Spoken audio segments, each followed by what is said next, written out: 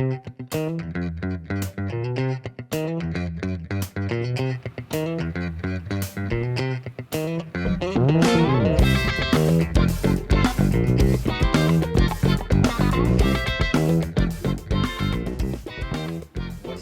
le rangement des voiles. Donc chaque voile sont rangées dans un casier. Dans la partie de droite, les voiles de RSFEVA, dans la partie de gauche, les voiles de 420. On voit ici que les bateaux sont notifiés. Chaque voile associé va donc dans le casier.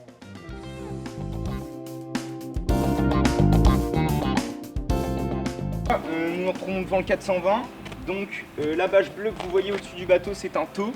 C'est fait à le conserver le jour et la nuit, puisque les bateaux sont fragiles évidemment. On a aussi des pochettes pour nos voiles, pour les ranger, qu'on mettra après sous le taux pendant la navigation pour éviter qu'elles s'envolent. Hop, on retire le taux. Donc beaucoup de clips en dessous, sur le côté, à l'avant, un scratch aussi.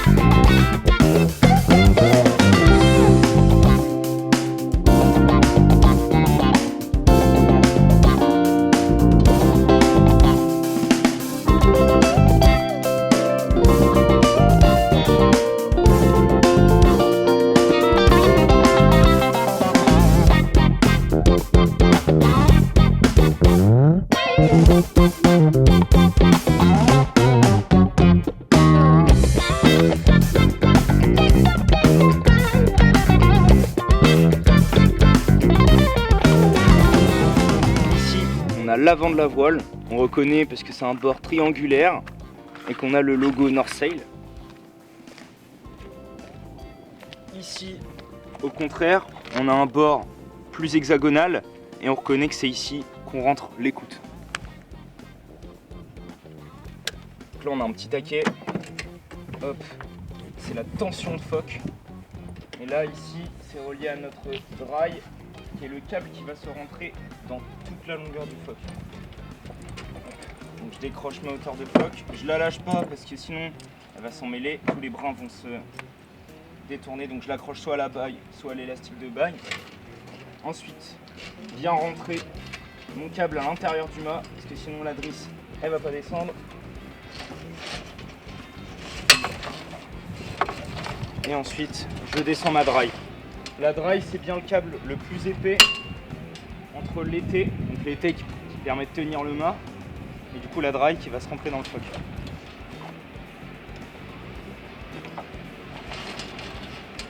Hop, une fois que j'ai récupéré ma drisse, je vais venir démaniller.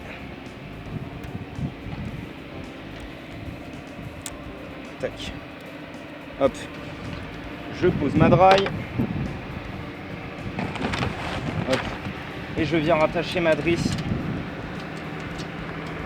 au dôme. Hop. Donc Donc là, je vais utiliser le Cunningham de phoque. Cunningham de phoque, c'est une corde qui permet de tirer le phoque vers le bas, qui est coincé dans un taquet sur le pont. Je vais venir l'utiliser pour mettre ma draille, parce que tout seul, c'est plus compliqué. Donc là, je vais venir faire un petit nœud. Je vais attacher aussi donc, mon écoute de phoque, ce qui va permettre de tirer mon phoque pendant la navigation à son point d'écoute, comme je l'ai montré tout à l'heure. Et je viens mettre ma boule dans ma boucle. On appelle ça une manille textile. Hop, je vais venir maintenant tirer au niveau de mon taquet pour que mon phoque soit à peu près tendu et pour que ça soit pas trop compliqué de mettre ma draille. Ensuite donc je prends ma draille qui est toujours attachée par l'avant.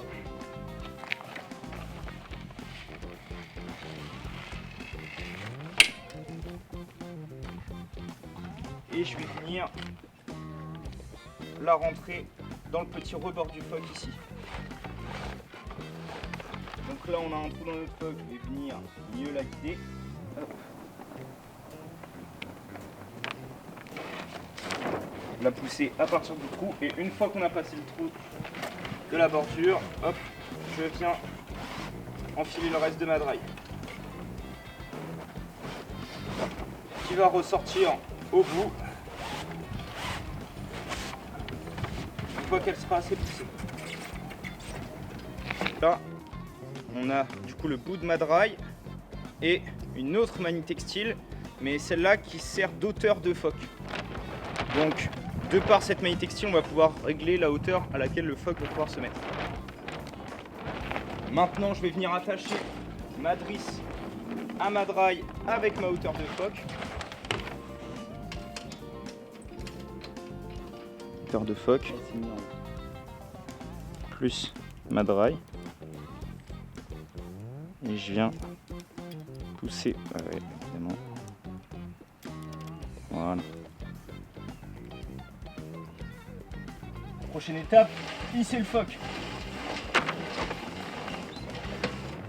J'ai fini de hisser mon phoque, je viens récupérer ma tension de phoque, donc mon petit crochet, et je viens l'accrocher à la partie métallique.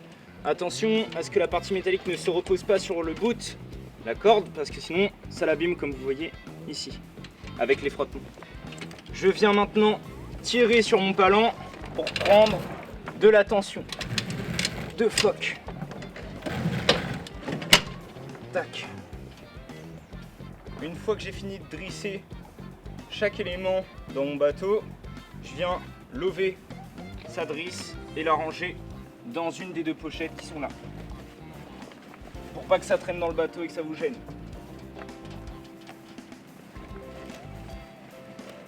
Voilà. Donc là je prends ma grande voile. Hop. Je viens la poser sur le pont et comme vous l'avez remarqué, on a un bord épais au niveau de la GV qui va venir se rentrer dans la baume.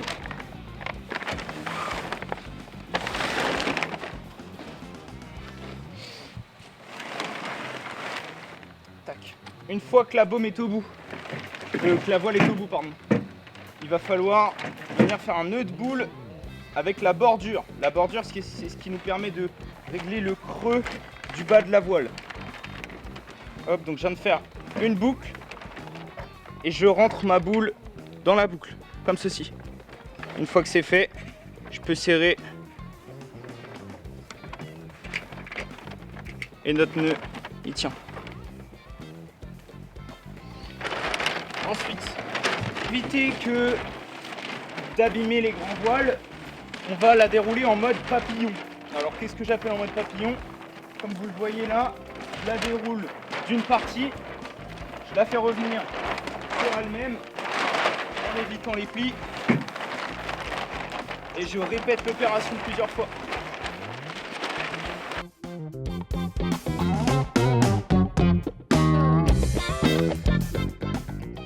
Donc j'ai maintenant le point de drisse. Une fois que j'ai mon point de drisse, je viens récupérer ma drisse qui est attachée au dôme à l'avant du mât, comme vous avez vu tout à l'heure pour la drisse de phoque. Je regarde là-haut qu'il n'y ait pas de nœud pour ma drisse. Hop.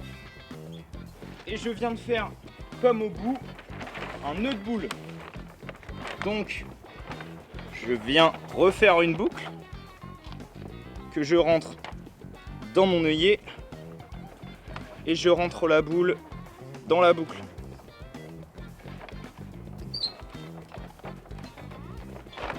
Comme ceci. Une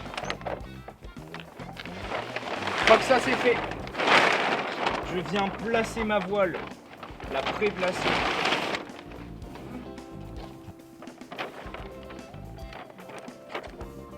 Je plisse ma grande voile.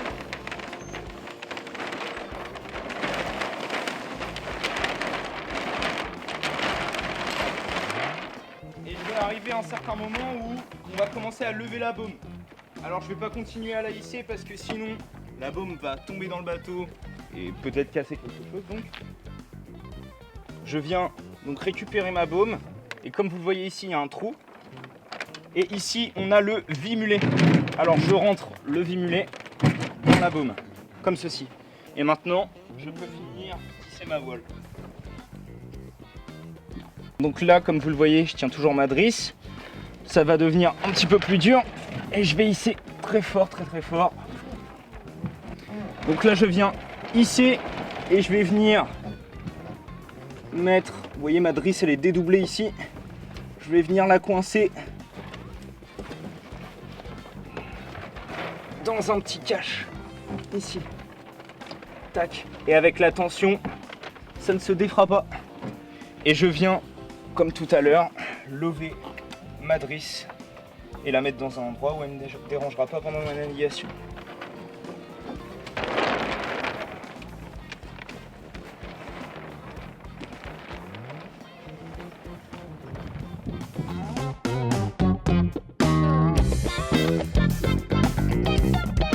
Ok, maintenant je récupère mon spi et je vais venir faire de nouveau un nœud de boule à la tête de spi. Alors à quoi on reconnaît que c'est la tête de spi? On voit qu'on a le côté rouge d'un côté et le bleu de l'autre. Ça peut très bien être vert sur d'autres marques. Je viens de faire du coup mon nœud de boule, une boucle, et je rentre ma boule dans la boucle, comme ceci. Et maintenant, je vais venir hisser le spi avec une drisse qui est reliée à l'arrière du bateau. Vous voyez, elle est dans un taquet ici. Donc là maintenant, je vais hisser mon spi en entier et je vais venir coincer ma drisse dans le taquet pour que ça tienne. Maintenant, je récupère mon spi. Je vais venir attacher mon écoute tribord du côté bleu et mon écoute bâbord du côté rouge. Je fais un nœud de chaise, donc je viens faire un nœud de chaise au bout de mon point d'écoute. Je vais venir faire une boucle. Je vais sortir de ma boucle. Je vais venir faire le tour de l'arbre et re-rentrer dans le puits, comme ceci. Et j'ai mon nœud de chaise. On reconnaît au fait que ça fait un petit gilet de sauvetage. Voilà, ici. Je répète la même opération de ce côté. Je viens faire ma boucle. Le serpent sort du puits. Il fait le tour de l'arbre et il re-rentre dans le puits. Le but, c'est que les nœuds de chaise soient assez serrés du point d'écoute pour pas qu'il y ait une grande distance de bâillement.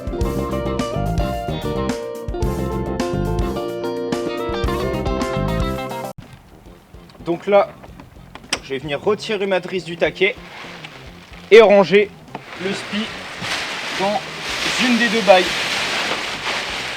en rentrant la bavette. Donc la bavette, c'est le bas du spi, en premier dans la baille.